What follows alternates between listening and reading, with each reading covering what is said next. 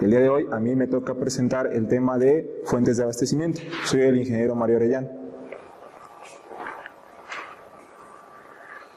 En primera instancia vamos a presentar la clasificación de fuentes de abastecimiento. Estas fuentes de abastecimiento, ¿cómo se obtienen? Se obtienen a través de un ciclo hidrológico. Hay que recordar, hay que remontarnos a nuestros temas de hidrología, donde tenemos en cuenta cuáles son cada uno de los componentes del sistema hidrológico. En la clasificación tenemos agua superficial, agua subterránea, agua pluvial y agua salada, que son parte de fuentes de abastecimiento obtenidas a través de este ciclo hidrológico. De estas cuatro fuentes, dos de las primeras son las que vamos a encontrar más en el sentido de poder aprovecharlas a través de diversas obras de captación, por conducción, por gravedad y por bombeo. Mientras que las dos últimas, agua pluvial y agua salada, son un poco más complicadas para poder obtenerlas en cuanto a los costos y en cuanto a efectos del aspecto sanitario. Vamos a empezar a desarrollar o explicar cada una de estas fuentes de abastecimiento. La primera, agua pluvial. Esta fuente de abastecimiento va a generar unas obras civiles importantes para su recolección y almacenamiento. Va a generar costos altos en la ingeniería sanitaria y es aplicable a sectores puntuales.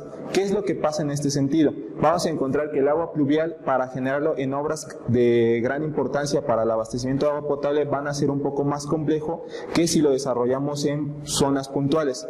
Se recomienda que este tipo de fuentes de abastecimiento se ocupen en viviendas de zonas donde la contaminación es más baja. ¿Qué vamos a encontrar en esta fuente de abastecimiento de agua pluvial? Que las primeras lluvias me van a generar altos contenidos de contaminantes y me van a requerir que nosotros tengamos unos procesos de saneamiento antes de poderlas ocupar para diversas actividades, como pueden ser actividades recreativas, o podemos ocuparla en zonas de viviendas para el WC o para lavar los patios o los vehículos. Vamos a generar un pequeño ejemplo del proceso de fuente de abastecimiento en un sistema puntual. Estos sistemas puntuales serían unas viviendas. Aquí vamos a ver cómo podemos tener un área de captación que será nuestro techo. En esa área de captación nosotros vamos a recolectar el agua a través de un sistema. Este sistema tiene que tener un discriminador de lluvias. ¿Por qué es necesario que se tenga un discriminador de lluvias? Porque nosotros vamos a encontrar que en zonas urbanas o en zonas donde la población sea muy elevada, los contaminantes van a estar más presentes en este sentido. Vamos a encontrar una gran cantidad de contaminantes o de sulfatos o de agentes infecciosos que pueden generar unos costos altos en la ingeniería sanitaria. Por lo tanto, nosotros vamos a requerir un discriminador de lluvias al inicio para que pueda eliminar las primeras lluvias y así poder ocupar nosotros las siguientes. Este discriminador de lluvias lo podemos encontrar en esta parte. ¿Cómo es un funcionamiento general y simple de un discriminador de lluvias? Lo podemos ver en este sentido. Tenemos aquí nuestro agua que se va a ir almacenando, se va a ir colectando por la parte superior. Va a bajar por unas pequeñas canaletas, denominadas también bajadas de aguas pluviales. Se va a colocar el agua y va a ir llenándose este sistema. ¿Qué va a pasar? Que cuando yo tenga una cantidad elevada de agua, mi pelotita va a ir subiendo. Y en el momento de que va subiendo mi pelotita, va a tapar en esta área, y toda el agua que se vaya almacenando ya va a ser mi agua más, por decirlo, un poco menos contaminada que la inicial. Aquí vamos a tener una pequeña llave donde vamos a abrir y vamos a desechar todas estas primeras lluvias, que son el funcionamiento de este discriminador de lluvias.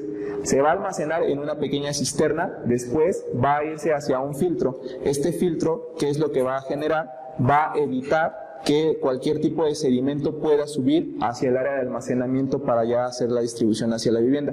¿Qué tipo de sedimentos? Pueden ser sedimentos pequeños o sedimentos mayores a 50 micras. Dependiendo del tamaño de estos sedimentos es como yo voy a requerir un filtro, que puede ser desde pequeña arena, grava o hasta fibra de carbono, para que pueda yo tener una correcta filtración. Va a subir el agua hacia este tanque de almacenamiento y luego ya en este tanque de almacenamiento vamos a poder generar una pequeña desinfección para que el agua pueda ya pasar hacia las actividades de la vivienda a través de una pequeña conexión de plomería que ya va a dedicar el agua hacia la vivienda. La siguiente fuente de abastecimiento que vamos a encontrar, que no puede ser también tan importante como las anteriores, es el agua salada. Esta fuente de abastecimiento va a requerir unos altos costos de ingeniería sanitaria, también al igual que la pluvial, y no es tan recomendable para grandes ciudades generar un proceso de fuente de abastecimiento. ¿Cuáles son las características que vamos a encontrar en esta fuente? Vamos a encontrar, al igual que en el agua pluvial, obras civiles importantes para su recolección y almacenamiento.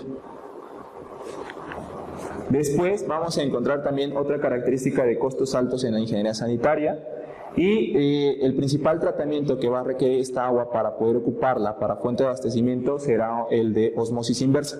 Hay que recordar nosotros que, de acuerdo a lo que ya vimos en abastecimiento de agua potable en los primeros temas, hay una normativa que nos limita los límites máximos permisibles para contaminantes en el agua. Recordemos que uno de los contaminantes que vamos a encontrar en gran cantidad en el agua salada pues va a ser la sal, y ese, para poder eliminarlo, vamos a requerir de un proceso de tratamiento denominado osmosis inversa. Este es un ejemplo de una pequeña planta desaladora que se puede encontrar para este efecto del proceso de tratamiento del agua salada. Este tipo de plantas desalinizadoras generalmente son de tipo modular y compactables, y eliminan contaminantes en un 95%. ¿Qué contaminantes? Pues las sales que se van a encontrar en el agua. Producen un agua con salinidad menor a 500 miligramos por litro, que es lo que establece la Organización Mundial de la Salud. Hay que nosotros recordar en nuestros límites máximos permisibles cuál es el límite máximo de sal en el agua, de acuerdo a la NOM 127 de la Secretaría de Salud de 1994. Algo también muy importante que podemos destacar aquí es que hay un proyecto de norma actualmente, bueno, desde el 2017, que se estaba presentando para poder generar una mayor, para que los límites sean un poco más exigentes en comparación de la norma de 1994. Otra fuente de abastecimiento que vamos a encontrar es la fuente superficial. Hay que recordar, de acuerdo a lo que vimos al inicio, que las dos primeras son unas fuentes de abastecimiento que tendríamos nosotros que utilizar en dado caso de que la superficial y la subterránea no la podamos ocupar por las condiciones del terreno, por las condiciones de la comunidad que se encuentra. Otra también es que hay que recordar que este tipo de fuentes de abastecimiento, tanto la superficial como la subterránea, ya en muchas ocasiones ya están sobreexplotadas. Tenemos nosotros que buscar otras fuentes alternativas de abastecimiento. Una de ellas, que también últimamente se ha vuelto más popular, es la del agua pluvial. En el agua superficial, ¿qué vamos a encontrar? Los principales cuerpos que nos van a otorgar este tipo de agua van a ser arroyos, ríos, lagos y acuíferos superficiales, lo cual esto nos va a llevar a que vamos a encontrar una alta capacidad de este tipo de fuentes de abastecimiento, y que obviamente, al ser superficiales, van a ser más fácil ver y podemos encontrarlas con mayor detenimiento a comparación de las fuentes subterráneas. Otra característica es, dado que es un agua superficial, mi temperatura va a ser variable. ¿Esto por qué? ¿O a qué se debe? A que las condiciones del terreno o las condiciones del clima me van a generar que la temperatura vaya cambiando de acuerdo a la zona en la que yo me encuentre y de acuerdo al clima en el momento que yo vaya a utilizar esta fuente de abastecimiento. Otra característica es que generalmente son blandas. ¿Por qué son blandas? Porque debido a que es un agua superficial, la oxigenación va a ser más alta, lo que va a ocasionar la eliminación de algunos tipos de metales que me van a producir la dureza en el agua. Otra característica es que se pueden contaminar fácilmente. Volvemos a lo mismo, es una fuente de abastecimiento superficial, se encuentra visiblemente y puede ocasionar que la industria o que algún tipo de pobladores de casas puedan descargar aguas residuales, ya sea domésticas o industriales, en la zona y las contaminen, dado que son superficiales y es más fácil su contaminación. Otra característica es que tiene una alta actividad biológica y tiene una alta cantidad de materia orgánica. ¿Esto qué me va a ocasionar? La alta cantidad de actividad biológica, me va a generar que probablemente cuando yo ocupe el medio de desinfección de cloro al inicio del tratamiento me forme trialometanos. ¿Qué son los trialometanos? Son pequeños agentes que me van a ocasionar a la larga problemas de cáncer. Y la materia orgánica también me va a generar afectaciones como la alta turbiedad o la alta cantidad de color. Aquí también hay que tener en cuenta que vamos a encontrar dos tipos de color color verdadero y color aparente. Generalmente la mayor cantidad de color que vamos a encontrar aquí va a ser el color aparente, dado que es una fuente de abastecimiento superficial, y tendríamos que hacer nosotros un tratamiento para eliminar ese color y encontremos nosotros el color verdadero.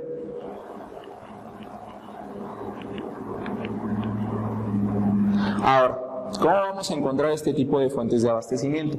Como lo mencionamos anteriormente, la mayor cantidad de estas fuentes de abastecimiento pues pueden ser ríos, lagos, arroyos. Aquí tenemos una clasificación de ríos en México. Nos damos cuenta cómo la mayor cantidad de ríos se encuentran en todas las zonas costeras de la República Mexicana, y en esta parte de la península vamos a encontrar que no vamos a tener ríos ni ningún cuerpo de agua por cual se tendría que abastecer esta zona, por lo cual se podría creer que toda esta zona de aquí tendría que requerir algún otro tipo de fuentes de abastecimiento, como las subterráneas o las pluviales, o, dado las condiciones limítrofes de la zona, agua salada. Y aquí también otro aspecto muy importante que me gustaría destacar de esta imagen es en esta zona de aquí vemos como hay una alta concentración de ríos, y esta zona de aquí, recordemos ¿qué zona es? Es los estados de Tabasco, y es donde generalmente las inundaciones son más fuertes debido al desbordamiento de estos ríos, que son los más importantes que tiene la República Mexicana. Otra fuente de abastecimiento de estos superficiales son los acuíferos, que se encuentran en estado libre o no confinado. Aquí podemos encontrar la clasificación, diversas características de los acuíferos en la zona de la República Mexicana. Vemos aquí un gradiente de colores donde cada uno de estos nos indica alguna de las características de estos acuíferos, donde rojo son acuíferos sobreexplotados y en color azul fuerte encontramos los sobreexplotados con intrusión salina. Dos problemáticas que encontramos en la República Mexicana es que nuestros acuíferos los estamos sobreexplotando, una, y la segunda es que en algunos puntos de la República tenemos un fenómeno denominado intrusión salina o salinización de suelos. Voy a explicar un poco más adelante en qué consiste este fenómeno. Vemos aquí otra característica importante, recordando que la República Mexicana lo dividimos en regiones hidrológicas. En la parte central tenemos una de las más importantes, donde vivimos nosotros, en la Ciudad de México. Vamos a encontrar la mayor cantidad de acuíferos sobreexplotados. Entonces, esto nos lleva a lo mismo, hay que buscar fuentes alternativas de abastecimiento para poder nosotros mitigar estos aspectos importantes que se van a generar. Ahora, recordando lo anterior, vamos a tratar de explicar un poco en qué consiste este proceso de intrusión salina. Bueno, aquí vemos un pequeño esquema de cómo se va a presentar la intrusión salina. Tenemos aquí una pequeña ladera, y luego aquí vamos a encontrar el agua salada y el manto freático y las aguas dulces, o las aguas donde vamos nosotros a extraerla, a explotarlas para el correcto abastecimiento de la zona. Aquí podemos nosotros presentar una fuente de abastecimiento que puede ser un pozo. Vamos a extraer el agua. Conforme vamos a ir extrayendo el agua, mi gradiente o mi densidad de esta parte va a ir disminuyendo y va a aumentar la densidad del agua salada. La va a ir empujando de tal forma que, por diferencia de densidades, va a ganar la densidad del agua salada y va a generar una intrusión salina en esta área. ¿Qué va a pasar? Que pues toda esta agua de aquí ya podría ser contaminada y ya no tendríamos la característica de poderla nosotros ocupar para un tipo de fuente de abastecimiento. ¿Qué se tendría que hacer en este sentido? Lo que nosotros podemos hacer es hacer una inyección de agua, ¿no? Para evitar las densidades de del agua salada en esta zona y evitar la intrusión salina. Finalmente, otra fuente de abastecimiento sería el agua subterránea. Aquí igual vamos a encontrar diversas características. Primero, existe una mayor protección a la contaminación. Esto debido a que este tipo de fuente de abastecimiento la vamos a encontrar dentro de algunos estratos rocosos o dentro de algunas zonas de difícil acceso. Por ello, pues vamos a tener en cuenta que nuestra contaminación va a ser más difícil en estas zonas. El color natural y la materia orgánica son en menor cantidad, porque la fuente de abastecimiento que vamos a encontrar en esta zona, va a pasar el agua a través de diversos estratos, y al pasar el agua a través de diversos estratos se puede ir filtrando, eliminando ese color aparente en el agua y dejando mi color verdadero. va a tener menor cantidad de actividad biológica. Al tener menor cantidad de biológica, también nosotros vamos a tener la menor probabilidad de formar trialometanos, que son agentes cancerígenos. No son corrosivas debido a que como no hay una oxigenación muy bien en la zona, la eliminación de los metales no va a poder ser presente en esta zona y me va a generar un ambiente. Tiene una difícil accesibilidad a estas fuentes de abastecimiento. Como lo mencionamos al inicio, tenemos una zona de estratos y esa zona de estratos el agua va a estar por debajo. Por lo tanto, va a ser un poco complicado que podamos nosotros acceder a esta zona. Se debe tener cuidado con las condiciones sanitarias adyacentes. ¿Qué va a suceder? Que vamos a encontrar que la fuente de abastecimiento va a estar en una zona cerrada, en una zona cúpula, y entonces si nosotros tenemos unas viviendas en la parte superior o tenemos viviendas en las zonas adyacentes, ¿qué es lo que va a ocasionar? Que si se generan o se van a presentar descargas residuales, ya sean domésticas o industriales, puede generar una pequeña infiltración en los estratos rocosos, y al generar esa infiltración en los estratos rocosos puede ser que esos pequeños lixiviados caigan en el agua y la vayan contaminando. Bueno, hasta aquí terminamos con la clasificación de las fuentes de abastecimiento. Pasamos a criterios de selección de fuente de abastecimiento.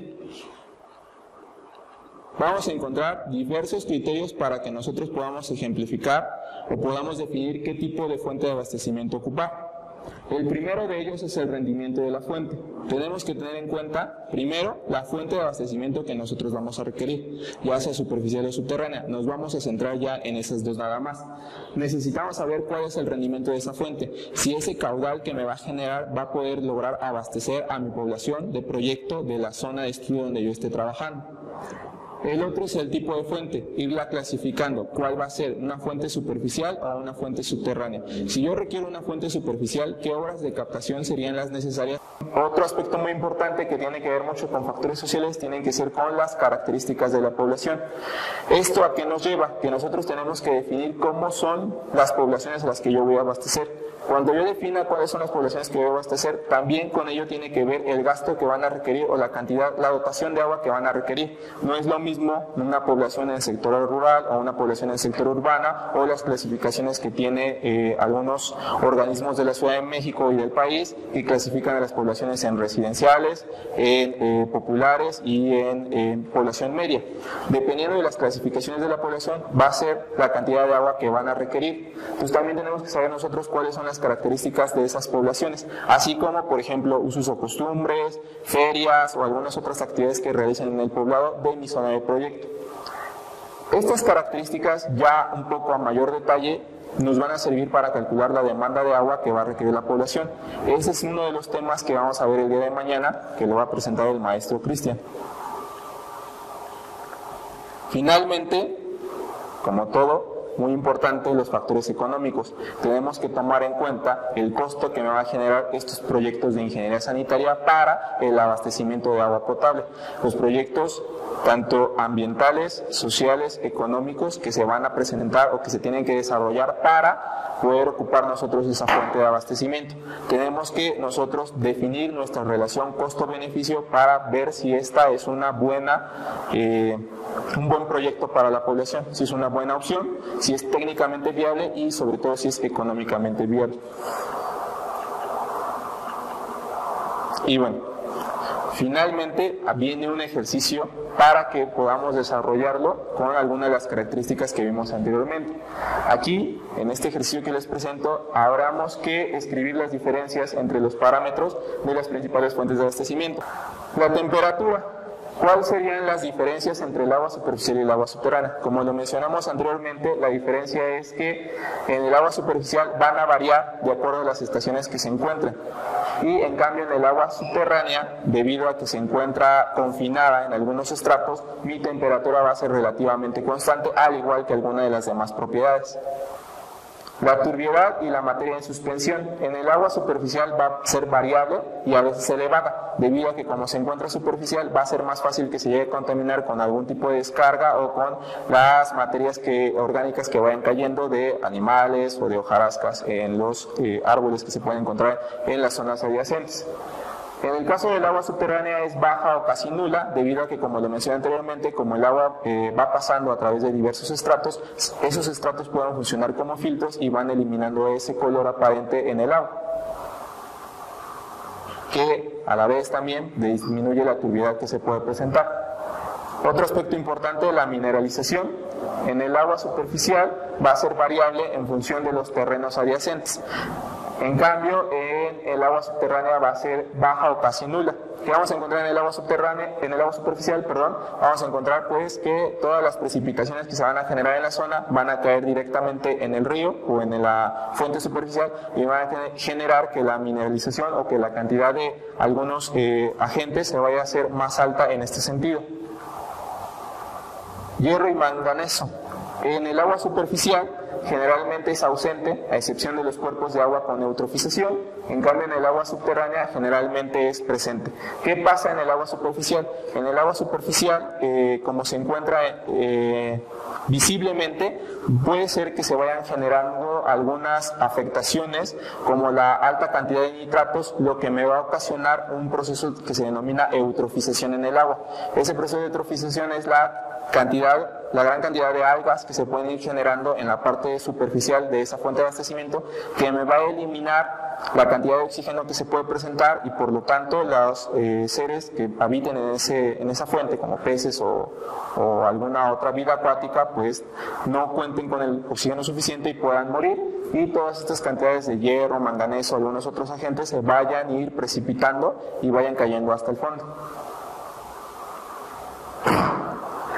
¿Qué pasa con los nitratos?